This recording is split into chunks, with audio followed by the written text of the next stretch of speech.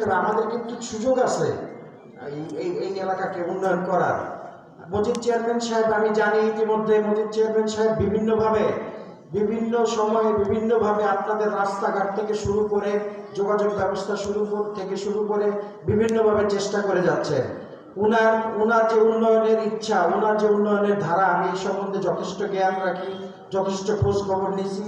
তা না হইলে আপনার এত মানুষ এখানে তার নেতৃত্বে আজকে উপস্থিত হইতেন না। যদি না উনি ভালো কাজ করতেন আপনারা কেউই আসতেন না। আসলে মান সম্মানের মালিক আল্লাহ, সম্মান দেওয়ার মালিক আপনারা সকলেই, মালিকও আল্লাহ। কিন্তু কাজ করতে হবে। কাজ না করলে, জনগণের সাথে না থাকলে, জনগণের পাশে না থাকলে এইটার কোনো মান সম্মান থাকে না। আমি কিন্তু আপনাদের এলাকার উন্নয়ন চাই। আমার বাবা যেভাবে আপনাদের এলাকার উন্নয়ন চাইতো, আমি ঠিক একইভাবে চাই। আমি তারই সন্তান, আমি আপনার এলাকারই সন্তান।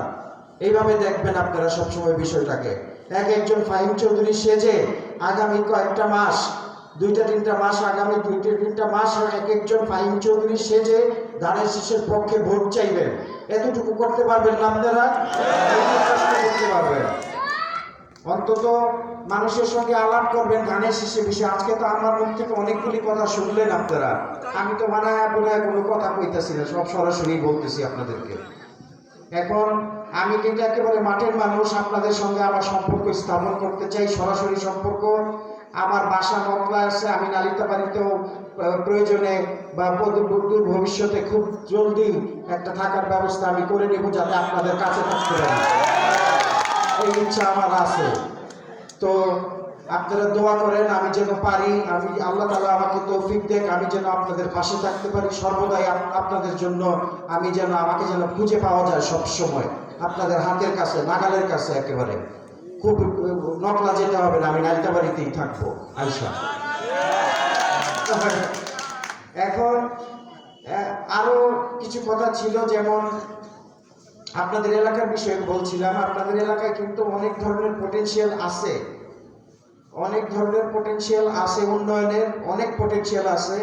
আপনারা যদি সুযোগ দেন, ধানের শীষের মার্কারে জয়যুক্ত করেন, আমাকে একটা সুযোগ দেন, আপনারা দেখেন কি কি ক্ষেত্রে আমি আপনাদের উন্নয়নের ধারাকে অব্যাহত রাখি। বিশেষ করে নারী শিক্ষা, নারীর অগ্রাধিকার, স্বাস্থ্য, চিকিৎসা, কৃষি সম্প্রসারণ এবং পর্যটন। আর হাতির একটা সমস্যা বোধহয় আপনাদের আছে, হাতির যে সমস্যা, এই সমস্ত মানে একেবারে বাস্তব যে সমস্যাগুলো আছে, এই সমস্যাগুলো আপনাদের নিরসনের ব্যবস্থা ইনশাআল্লাহ আমি করে দেব। আপনারা আমাকে সুযোগ দেন, শুধুমাত্র ভোটের দিন ভোট কেন্দ্রে উপস্থিত হয়ে মূল্যবান ভোটটি আপনারা করবেন, ভোটাধিকার প্রয়োগ করবেন। আমরা অনেকেই বিগত 18 বছরে ভোট দিতে জানি না কেমনে ভোট হয়েছে বা ভোট কি জিনিস। এরকম আছে যে ইয়াং জেনারেশন যারা বড় হয়ে গেছে, কোনোদিন ভোট কেন্দ্রে উপস্থিত হতে পারেননি। হ্যাঁ, না যারা আছে, হ্যাঁ তুমি কও পিছনটা সরো। যাই হোক, বুদ্ধি দেয় এটা মনে লেগে, বুঝছো? মনে করছে আমি কো হইতাম না,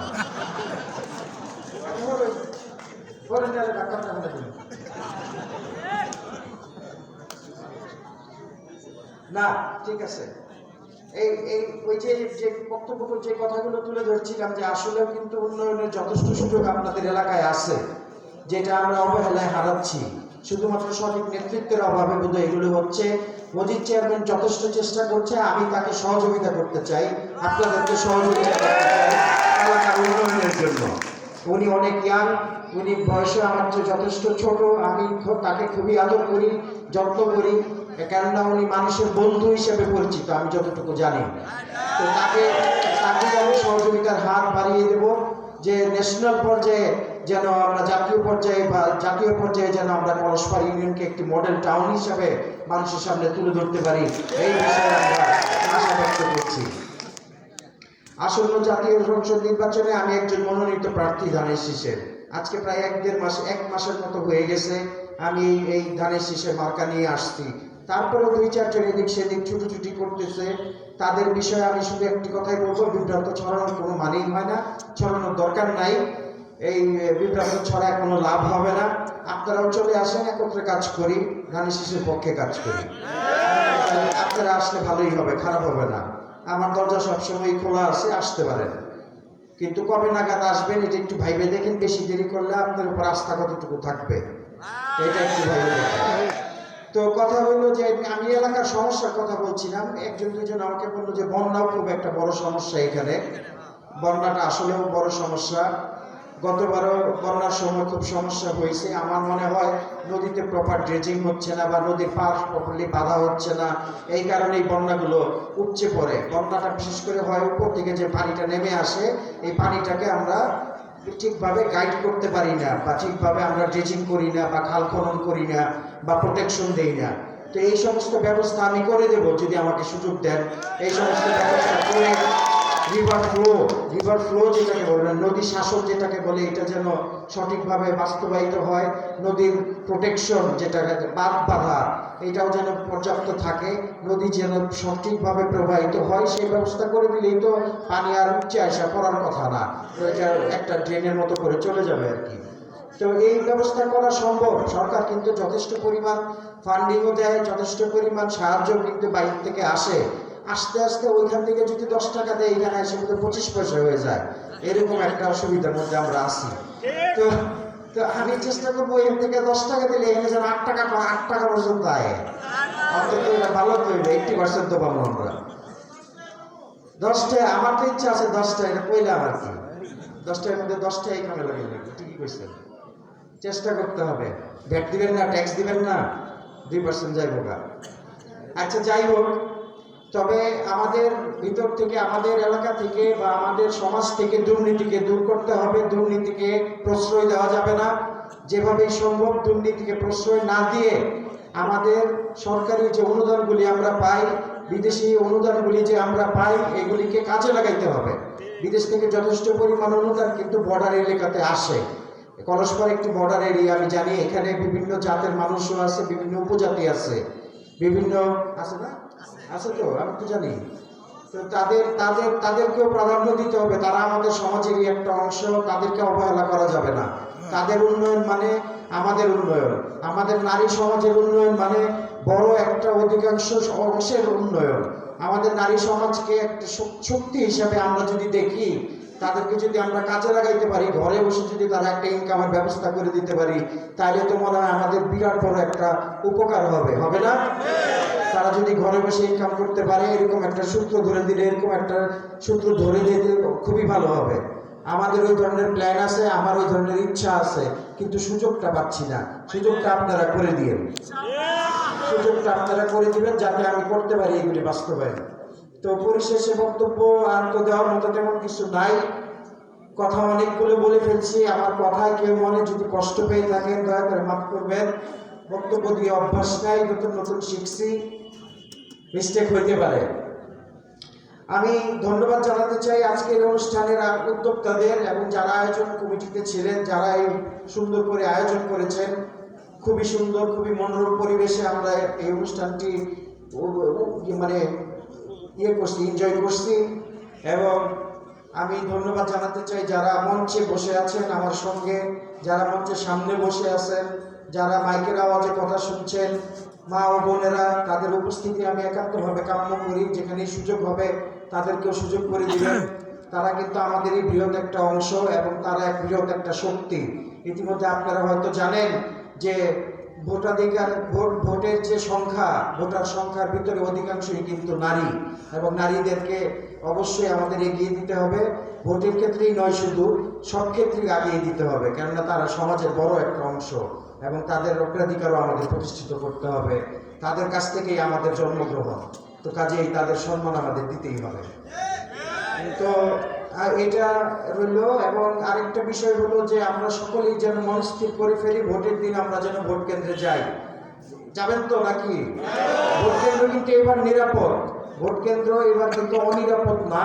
এবার ভোট কেন্দ্রে সজল উপস্থিতি থাকবে, আর্মিদের উপস্থিতি থাকবে, আমরাও থাকবো। আমরা কেন্দ্র পাহারা দেবো যতক্ষণ না পর্যন্ত ভোট গণনা শেষ হচ্ছে এবং ভোট আমরা ঘরে নিয়ে আসতে পারছি, যতক্ষণ পর্যন্ত রেজাল্ট না হচ্ছে।